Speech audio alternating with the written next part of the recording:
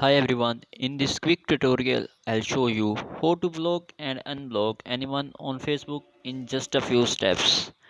First, open the Facebook app on your phone, go to the profile of the person you want to block, tap the three dot in the top corner, choose block, then confirm.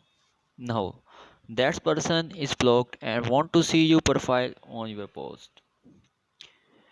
How to unblock anyone on Facebook?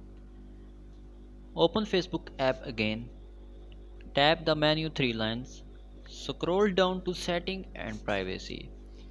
Go to setting, finding blocking. Here you'll see a list of people you blocked. Tap to unlock next to the person name, confirm, and that's it.